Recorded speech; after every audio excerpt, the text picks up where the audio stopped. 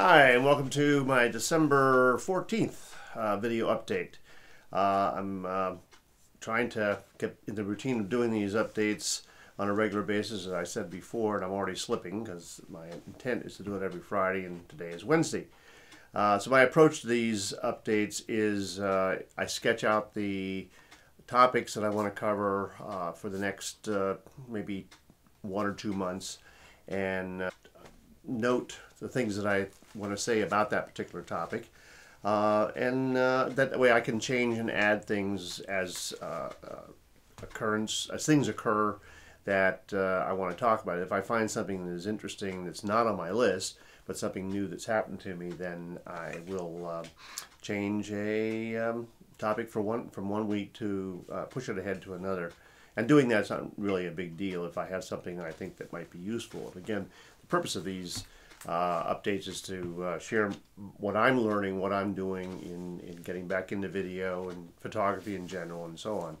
And one item is I have the VideoMicro mic from Røde, and I had it plugged. I used it before with my iPhone 6. Plugged it in with the special TRRS cable, I think it is, so it works right with the microphone or earphone plug on the iPhone, and it worked fine. And then I got really good really good audio, although audio from the iPhone itself is not bad. I have now an iPhone 7 Plus, and that, as you know, they don't have the audio jack anymore. So I have the adapter that came with the phone, from Lightning to the earphone plug or microphone plug. And it worked once when I tried this last week, and then it didn't work, and I was just really kind of frustrated. So I wrote to Røde and asked about it and to see if anybody else had any problems, and we went back and forth a little bit, and I had really done some testing. Although last week I used it with the VideoMicro, but I also wanted to use it with my Harmonic wireless mic, and that's where it just wasn't working.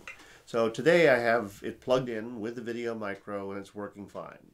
It seems to be somewhat consistent because I did a test run before to make sure the lighting was right, and I could see where I probably ought to block that light behind me. And when I plugged it back in, it recognized it. And I'm using FILMICPro as the app to record the video itself. So, back to scheduling these updates and what I talk about. A case in point is this last week. My wife and I have 4 grandchildren, 2 older granddaughters, and we started taking them at their age 11, on birthday trips. Instead of giving them a lot of birthday presents, we take them on trips and hopefully build some memories and have a chance to be alone with them. Well, our newest grandchildren are 4 and almost 1.5 respectively. We thought, as we're getting a little bit older, that we better start with them a little bit earlier. So Madeline was just 4 in November, and we took her to Baltimore last week on the train. She lives in Alexandria, so it's not a really long ride, an hour and a half or so.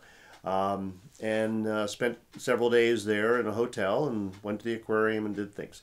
And I took my EM1, I took my tracker, TG tracker, I took my Panasonic GM5. I had it all in my bag, and I carried that with me whenever we went out.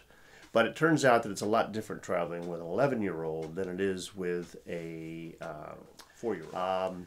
So a lot of hand-holding, and not literally hand-holding, so it kind of takes up one of your hands with Madeline. And I found that for the entire time we were there, with that maybe 1 or 2 exceptions, I took all my photos with my iPhone 7.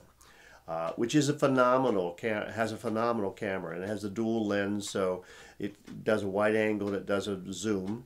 It's an optical zoom as opposed to a one in software, so it really is a decent zoom, and that worked out fine.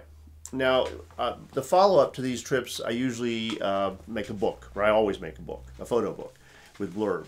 And it's easy to do now, especially because I import all the pictures into Lightroom, and the other part of the nuts and bolts of this is I have the Elmo device that lets you plug into the Lightning port and offload images or files on your iPhone, and then it has a USB at the other end of the stick that you can plug into your computer so you can transfer it to the computer.